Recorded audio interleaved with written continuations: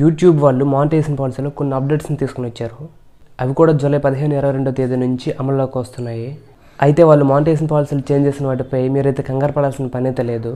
Monetisation పాలసీలో ఏ change చేస్తారో నేనైతే మీకు ఎక్స్ప్లెయిన్ చేస్తాను. కొన్ని యూట్యూబ్ ఛానల్స్ వారు చాలా వరకు భయపెడుతున్నారు. మీ ఛానల్ ప్రమాదంలో ఉందని చెప్పేసి వాళ్ళైతే మిమ్మల్ని భయపెట్టే ప్రయత్నం అయితే చేస్తున్నారు. మీరైతే ఎట్టి పరిస్థితులను భయపడే ప్రయత్నం అయితే చేయకండి. యూట్యూబ్ అనేది ఓన్లీ ఒరిజినల్ కంటెంట్కి మాత్రమే ప్రాధాన్యత ఇస్తుంది. అంటే ఫేషియల్ వీడియోస్ ఓన్లీ మీ వాయిస్ ఓవర్ ఇచ్చే వీడియోస్ అన్నమాట. వాళ్ళు ఈ కొత్త అప్డేట్ని తీసుకురావడానికి గల కారణం ఏంటంటే మాస్ ప్రొడ్యూస్డ్ అలాగే రిపిటేటివ్ కంటెంట్లను ఈజీగా ఐడెంటిఫై చేయడానికి ఈ పాలసీని తీసుకొచ్చారనమాట. ఈ మాస్ ప్రొడ్యూస్డ్ కంటెంట్ అంటే ఏమీ లేదు. ఈ మాస్ ప్రొడ్యూస్డ్ కంటెంట్ అంటే ఏంటంటే ఒకేలాంటి టెంప్లెట్లను ఎక్కువగా యూజ్ చేసి తక్కువ ఎడిటింగ్ చేసే వీడియోస్ అన్నమాట. ఏఐ ద్వారా రూపొందించిన వాయిస్ ఓవర్ అలాగే యానిమేషన్లతో తీసిన వీడియోస్ అన్నమాట. వేరే వాళ్ళ కంటెంట్ని కాపీ చేసి ఎడిటింగ్లో చిన్న చిన్న మార్పులు చేసి ఎక్కువ ఇన్ఫర్మేషన్ యాడ్ చేయకుండా తీసిన వీడియోస్ అప్లోడ్ చేయడం అనమాట. ఇటువంటి వాటిని మాస్ ప్రొడ్యూస్డ్ కంటెంట్ అంటారనమాట. రిపిటేటివ్ కంటెంట్ అంటే ఏంటంటే ఇంతకుముందు రిపిటేటివ్ కంటెంట్గా పిలిచేవారు, ఇప్పుడు ఇన్ఆథెంటిక్ కంటెంట్గా చేంజ్ చేశారనమాట. రిపిటేటివ్ కంటెంట్ అంటే ఏంటంటే ఎగ్జాంపుల్కి గేమింగ్ ఛానల్స్లో గేమ్ ప్లే వీడియోస్ను అప్లోడ్ చేసిందే మళ్ళీ అప్లోడ్ చేయడం లాంటివి. ఆల్రెడీ అప్లోడ్ చేసిన వీడియోస్ను మళ్ళీ చిన్న చిన్న మార్పులు చేసి మళ్ళీ అప్లోడ్ చేయడం, సాంగ్స్ లేదా సౌండ్ ఎఫెక్ట్స్ను మళ్ళీ రిపీట్గా అప్లోడ్ చేయడం లాంటివి అనమాట. ఈ రెండు మాస్ ప్రొడ్యూస్డ్ కంటెంట్ అలాగే రిపిటేటివ్ కంటెంట్లకు వాళ్ళు మానిటైజేషన్ అనేది తీసేస్తారని చెప్తున్నారు. ఆల్రెడీ ఇప్పటివరకు ఉన్న ఛానల్లో అయినా సరే, ఇప్పుడు కొత్తగా వచ్చిన ఛానల్లో అయినా సరే వాళ్ళ మానిటైజేషన్ అనేది ఇన్ఎలిజిబుల్ లిస్ట్లో చేరుస్తారని చెప్తున్నారు. అయితే యూట్యూబ్ వాళ్ళు ఏం చెప్తున్నారు అంటే ప్రజలకు అవసరమైన వీడియోస్ని అప్లోడ్ చేస్తే మాత్రమే వాళ్ళు మానిటైజేషన్ ఇస్తారని వాళ్ళు చెప్తున్నారు. ఎలాంటివంటే లైక్ ఇన్ఫర్మేషన్, కామెడీ లాంటివి అనమాట. మీరు ఒకవేళ రీయూజ్డ్ కంటెంట్ కానీ యూజ్ చేసినట్లయితే ఈ రీయూజ్డ్ కంటెంట్ అంటే ఏంటంటే వేరే వాళ్ళ వీడియోస్ని తీసుకొని అప్లోడ్ చేయడం అనమాట. ఒకవేళ మీరు ఈ రీయూజ్డ్ కంటెంట్ కానీ యూజ్ చేసినట్లయితే దానికి మీ సొంత టాలెంట్ని ఉపయోగించండి. మీరు ఆ వీడియోస్ని తీసుకొని దేనిపై ఇన్ఫర్మేషన్ ఇవ్వాలనుకుంటున్నారో క్లుప్తంగా ఇవ్వండి. రీయూజ్డ్ కంటెంట్ వీడియోలు తీసుకొని చిన్న చిన్న ఎడిటింగ్ల ద్వారా ఏఐ సృష్టించిన వాయిస్ ఓవర్లతో వాళ్ళ కంటెంట్ని ఉపయోగిస్తే మాత్రం మీ ఛానల్ డిమానిటైజేషన్ అయ్యే అవకాశం ఉంది.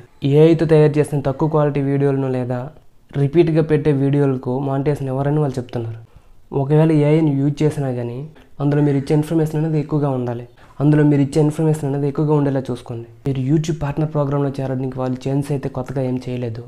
ఇంతకుముందు ఎలా ఉన్నాయి ఇప్పుడు కూడా అదే విధంగా రన్ అవుతున్నాయి. ఇవి 1000 సబ్స్క్రైబర్స్ అలాగే 4000 వాచ్ అవర్స్ ఉంటే సరిపోతుంది. లేదా 90 రోజుల్లో 10 మిలియన్ పబ్లిక్ షార్ట్స్ వ్యూస్ ఉంటే సరిపోతాయి. లైవ్ స్ట్రీమింగ్ చేసే వాళ్ళ వయసు కూడా చేంజ్ చేశారు. ఇంతకుముందు ఎవరైనా సరే 13 సంవత్సరాలు దాటి ఉన్న వాళ్ళు ఎవరైనా సరే లైవ్ స్ట్రీమింగ్ చేసేవారు. కానీ దాన్ని ఇప్పుడు చేంజ్ చేసి 16 సంవత్సరాలు మినిమం వయసు అనేది పెట్టారనమాట. ఈ 16 సంవత్సరాలు దాటిన వాళ్ళు మాత్రమే లైవ్ స్ట్రీమింగ్కి ఎలిజిబుల్.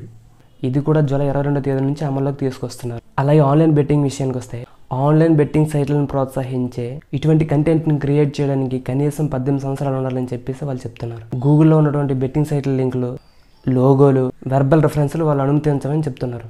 ఇదంతా వాళ్ళు ఎందుకంటే కొత్త అప్డేట్ని తీసుకొచ్చారో ఈ మార్పుల ద్వారా అప్డేట్ చేయడానికి గల కారణం ఏంటంటే కంటెంట్ యొక్క క్వాలిటీ పెంచడానికి, ఒరిజినల్ కంటెంట్ని అందిస్తారని చెప్పేసి, ఒరిజినల్ కంటెంట్ ద్వారా ప్రజలకు దగ్గర అవుతారని చెప్పేసి, అలాగే సోషల్ మీడియా అయినటువంటి ఫేస్బుక్, ట్విట్టర్, ఇన్స్టాగ్రామ్లలో కొంతమంది బూతులు పెట్టి నోటికి ఇష్టం వచ్చినట్లు మాట్లాడి వల్గర్గా వీడియోలు చేస్తున్నారు.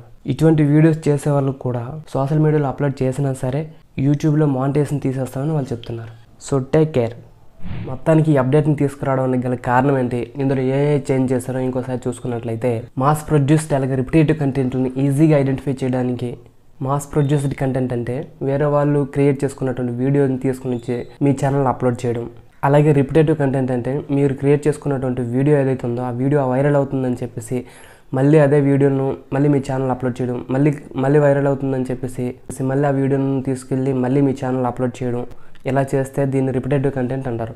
ఈ రిపిటేటివ్ కంటెంట్ అలాగే మాస్ ప్రొడ్యూస్డ్ కంటెంట్లను ఈజీగా ఐడెంటిఫై చేసి మీ ఛానల్పై మానిటైజేషన్ తొలగించడం కోసం ఈ అప్డేట్ని తీసుకుని వచ్చారు. లైవ్ స్ట్రీమింగ్ వయసు అనేది ఇంతకుముందు 13 సంవత్సరాలు దాటి ఉన్న వాళ్ళు ఎవరైనా సరే లైవ్ స్ట్రీమింగ్కి ఎలిజిబుల్లో ఉండేవారు.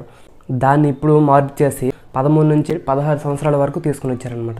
అలాగే థర్డ్ వన్ వచ్చేసి ఆన్లైన్ బెట్టింగ్ ఎవరైతే ప్రమోట్ చేసే వీడియోలు చేస్తారో వాళ్ళకి వయసు అనేది 18 సంవత్సరాల వరకు మినిమం ఎలిజిబిలిటీ అనేది తీసుకుని వచ్చారనమాట.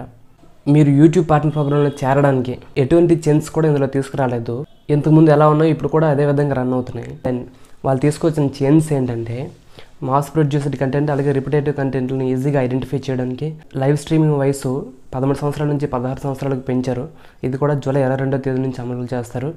ఆన్లైన్ బెట్టింగ్ ప్రమోట్ చేసే వీడియోస్ ఎవరైతే చేస్తారో వాళ్ళ వయసు అనేది 16 నుంచి 18 సంవత్సరాలకు పెంచడం జరిగింది. మీరు మానిటైజేషన్కి అప్లై చేసుకోవడానికి 1000 మంది సబ్స్క్రైబర్స్ అలాగే 4000 వాచ్ అవర్స్ ఉంటే సరిపోతుంది. లాస్ట్ 12 నెలలుగా లేదా లాస్ట్ 90 రోజులుగా తీసుకుని 10 మిలియన్ పబ్లిక్ సర్చ్ వ్యూస్ ఉంటే సరిపోతుంది.